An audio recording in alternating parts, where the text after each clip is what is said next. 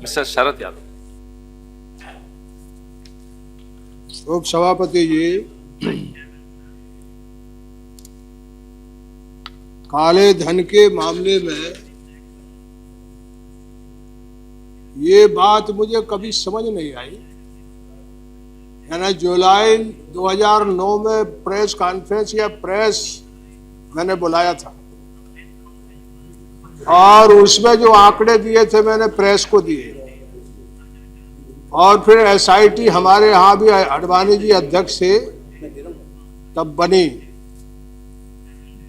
और उनमें से एक आदमी मेरे पास आया और उसने मुझे यकीन दिलाया। तो मैं सोचा कि बड़ा अच्छा मामला है, तो मेरे पास प्रेस नोट भी है, लेकिन कोई जरूरत नहीं, समय मेरे पास कम है, मैं पढ़ के क्या बताऊं।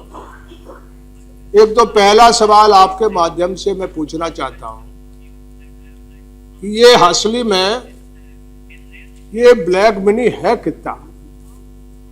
ये बावे कह रहा 300, जिसको कह रहे थे, क्या नाम किसका? हाँ, बाबा और बावे का बड़ा रुतबा है आजकल देश में। एक बावे अभी तमाशा किया है हरियाणा में। ये बावे और बाबों से देश यहां पहुंच गया। मोडे, वो आप क्या बोलते हैं मोडे, लेकिन देश में उनको बावे बोलते हैं। नहीं, ताऊ तो अलग होता है। तो ये असली मंत्री जी, एक बात हो कि ये बकवास देश में बंद होना चाहिए। क्यों ऐसा सपना दिखा रहे कि आदमी पैदा हो गया और मर जाएगा, और कितनी पीढ़ी मर जाएगी इसका मुझे समझ नहीं आता।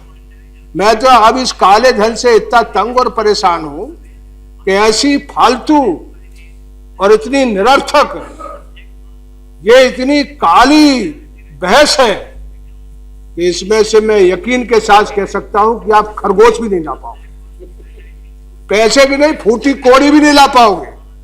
जिस हालत में ये देश है, ये यूरोप नहीं है, ये अमेरिका नहीं है। वो उनका देश में यदि कोई ले गया होता, जमा होता तो वो ले लेते।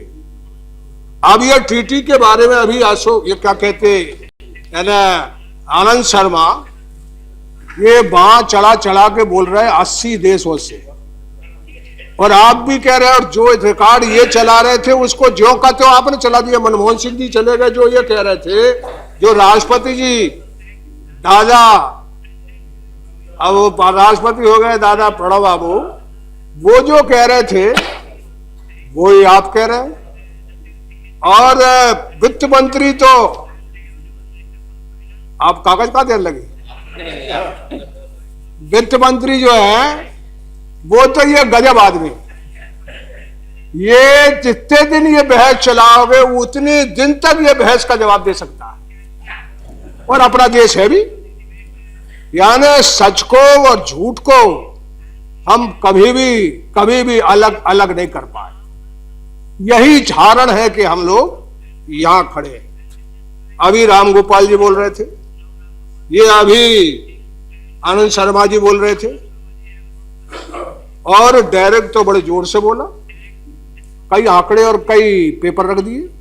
मेरे पास पेपर है, मैंने इनको बंद कर दिया। मैं पार्लियामेंट में घर नहीं गया था खाना खाने, इनको पढ़ा तो सुप्रीम कोर्ट का, हाई कोर्ट का, आपके बयान, उनके बयान, पुराने बयान, मैं तंग आकर के इनको छोड़ के बोल रहा हूं।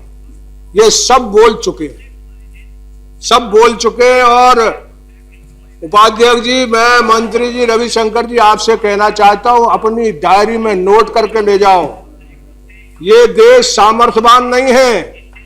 जिस देश की 80% आबादी घिसट घिसट के जी रही है, उस देश की विदेश नीति कभी भी बाहर धक्का देकर नहीं चल सकती। भले हम जल से करवा लें, जल से करवा लें, और 68 बरस से जल से ही हो रहे हैं। ये बाहर कोई गया और बाहर गया, और यहां चारों तरफ हम बता रहे हैं। यानी G20 में हम बोल क्या दिए, काला धन वापस आ गया। हमने ललकार के कह दिया, G20 ललकार के बोल दिया, और प्रस्ताव में भी आ गया। अरे हमारी पार्टियों में, हमारे सब सम्मेलनों में आप जानते हो, ज्यादा ललकार को बोल तो छोड़ जाता है। ये ऐसा हाल है। लेकिन आपकी सरकार से मैं कहना चाहता हूं, ये चुनाव के समय आप कम से कम यही कह देते कि हम एनपीए वसूल करेंगे। आपने किसान से, आपने दुकानदार से, आपने बेकार से, कभी ये बैंक बचे ही इसलिए है कि इस देश का जो साधारण आदमी है वो बैंक का पैसा वापस कर देता है। ये पैसा तो जनता का है। जो आजकल बैंक में है वो भी सही नहीं पता चल सकता। मैं बैंक वालों से पूछता हूं, मैं मजदूर नेताओं से पूछता हूं, सब अलग अलग बताते हैं। अडानी नहीं, अंबानी सब दे गए। अब तो 100-150 हो गए। नहीं, आप गुजरात के इसलिए अडानी बना रहे हो। मैं कह रहा हूं पूरे देश में अडानी अंबानी पता नहीं क्या क्या आनी जानी है ना। पहले 2-4 आदमी का नाम लेते थे रविशंकर जी हम, अब आजकल तो नाम लेना भी बेकार है। पता नहीं आजू में भी आदमी, बाजू में भी आदमी, इस पार्लियामेंट में भी है। यानी कई अडानी मान गया मैं, नहीं आडवाणी जी तो हम लोग साथ रहे। मैं ये कह रहा हूं कि ये जितने भी लोग हैं अभी बैठे, देखो ये किंग महिंद्रा, ये बहुत मालदार आदमी, ये पार्लियामेंट में परमानेंट रहता है, ये हटता नहीं है। और हम जहां जिंदगी भर दौड़ रहे हैं तब कहीं पार्लियामेंट में रहते हैं। अरे मेरी पार्टी का, लेकिन मेरा इससे वास्ता कम है। ये हमको तो कुछ चंदा देता नहीं। और याद रखना, आपका पूरा चिट्ठा खोलूंगा अगली बार। इसलिए मैं आपसे कह रहा हूं कि ये तो बताओ एक दाढ़ी वाला है यहाँ चला गया। ये आजकल कितने लोग आ गए यहाँ। पहले कौन था? हिरेन मुखर्जी। पहले कौन था? लालडी मोहन निगम। अब कौन आ गया है? अरे मलैया तो चला गया, उसको जेल में बंद करवाना। वो तो बकायदा लूट पकड़ा गया है। तो ये जितने लोग हैं, और हम कई लोगों को जेल कराए हैं लेकिन थक गए हैं, वो जेल जाता और छूट जाता है। अब ये कोल वाला है।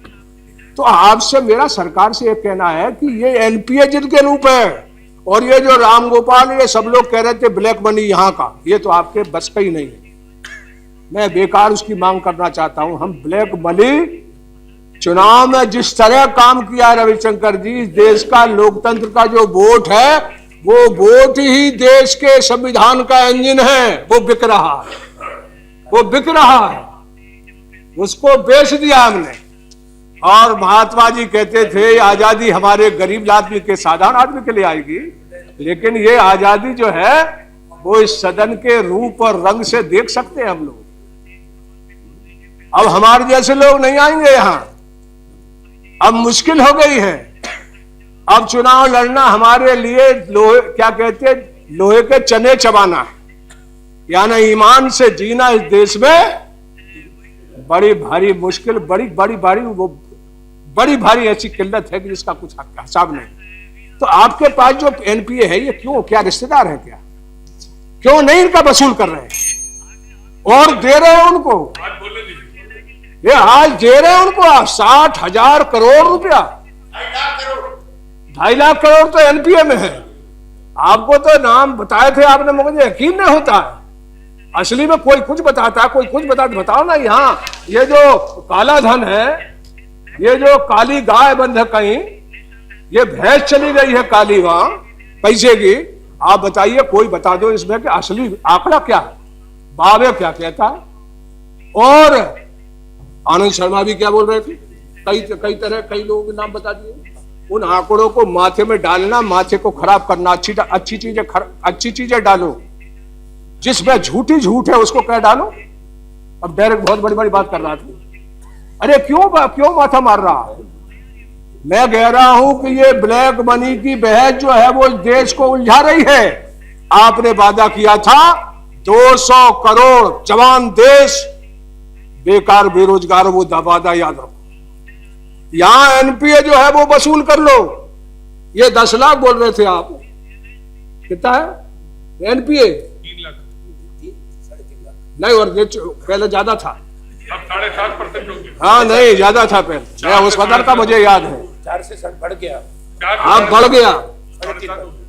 अरे भाई जितना है उतना दे दो, यानी वसूल कर लो। वो तो आपसे कभी नहीं आएगा। अमेरिका था नहीं हो आप ना, आप चीन भी नहीं हो, इस हकीकत को मानने को तैयार नहीं।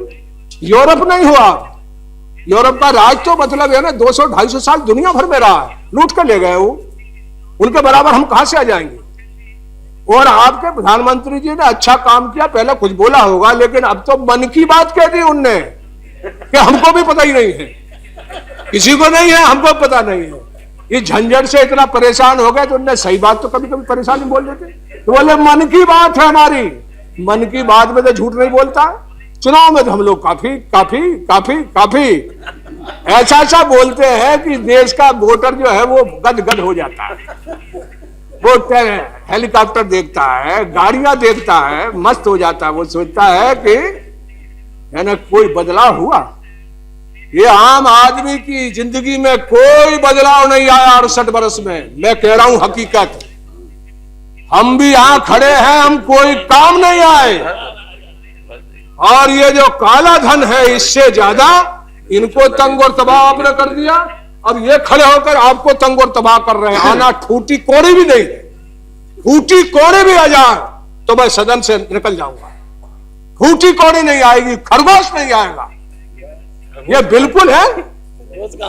मैं कह रहा हूं खरगोश तो थोड़ा बहुत गोश्त खाने काम आ सकता, कोड़ी ठूटी कोड़ी भी नहीं आएगी। ये जान लो, इस देश में कभी भी किसी ने भी कोई बदलाव किया क्या? कभी हम क्या कहते हैं रूस की तरफ चले गए, अब आगे गजब आदमी है। अरुण जेटली जी है, अद्भुत आदमी है। यानी वो जो घड़ी देखते हो ना, तो देखते ही रहो, इधर ही उधर होते रहेगी, वो कहीं हटने वाली नहीं है। और काले धन पे यदि आपने ज्यादा इनको छेड़ा तो आपसे तो कुछ नहीं बनता था। ये हर चीज का जवाब दे देंगे और टरका के निकल जाएंगे। और ये हम बहस में फंसे हुए। मैं फिर कह रहा हूं अरुण जी, फूटी कोड़ी भी नहीं आएगी, नहीं आएगी। ऐसा आपका दोष नहीं, ऐसा देश बना के दे दिया हमको। यानी इसको कोई नहीं पूछता, जब मुस्कुरा के मिलते हैं। जैसे मतदाता को, जब हम मतदाताओं का बाजार बड़ा हो गया यहाँ का, इसी तरह बाजार वाले लोग हैं, वो थोड़ा सा गला मिल लेते हैं, मुस्कुरा लेते हैं, आओ आओ बहुत अच्छे हो तुम। और पाकिस्तान हिंदुस्तान को वो ये मानते हैं कि वो रमुआ है और हम रमुआ के चाचा। ये है हमारी विदेश नीति। और ये देशी बात मैं कह रहा हूं, मैं सही बात कह रहा हूं। एक बहुत बड़े वकील ने मुझे बताया। नहीं, मेड तो मेड ही नहीं है, मेड वाली नहीं है मेरी, असली वाली है। असली वाली तो इसलिए हम कह रहे हैं आपसे कि इस देश से आप रोजगार लाइए नौजवानों का। जो भाषाई स्कूल का बच्चा है वो 90-95% जैसे अंग्रेजी वाले बच्चों को नौकरी मिल गई, ऐसे इनको दीजिए, इनको कोई रास्ता निकालिए। सी सेट में तो बर्बाद हो गए वो। मैं वही तो कह रहा हूं कि सी सेट ठीक करिए।